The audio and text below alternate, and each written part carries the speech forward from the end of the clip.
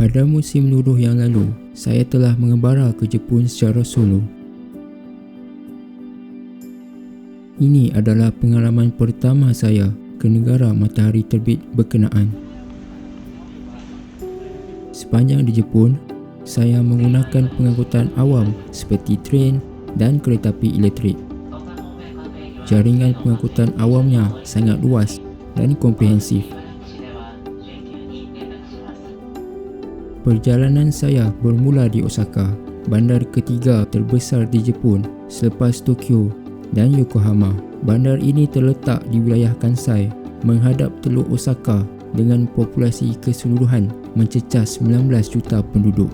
Dengan saiz sebegini besar, Osaka termasuk dalam senarai 10 bandaraya terbesar di dunia.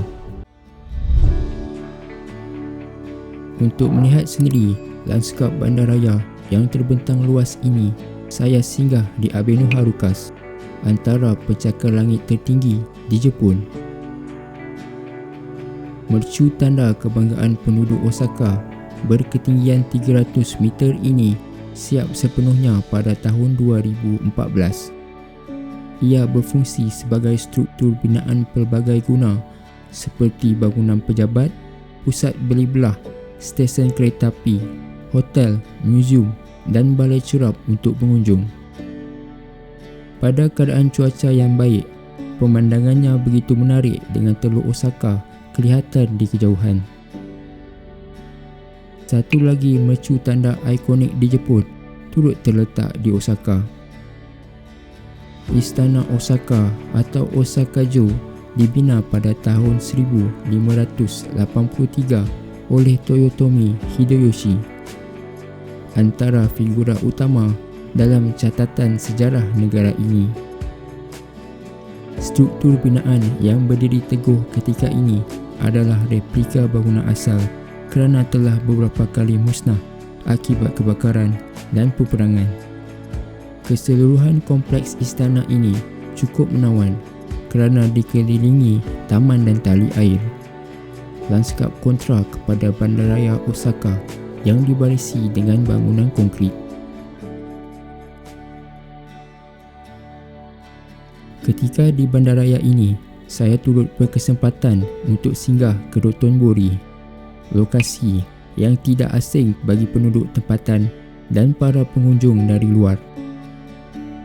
Dotonbori malah digelar dapur bagi negara Jepun kerana begitu banyak premis yang menjual pelbagai jenis hidangan.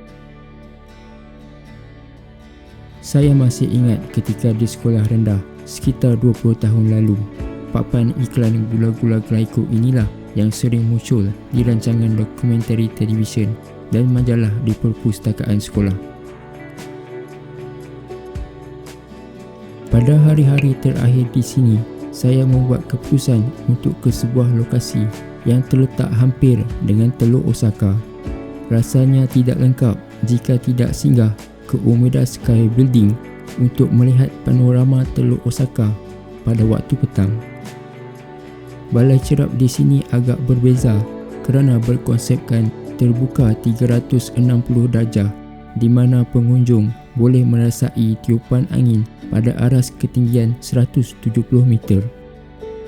Jika keadaan cuaca mengizinkan, Pulau Iwaji yang terletak di antara kepulauan Honshu dan Shikoku boleh juga dilihat.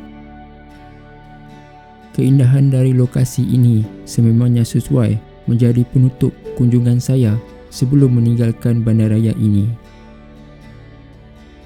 Saya akan meneruskan perjalanan ke sebuah lagi bandar, iaitu Kyoto, bandar bersejarah yang menjadi pusat kebudayaan negara matahari terbit ini.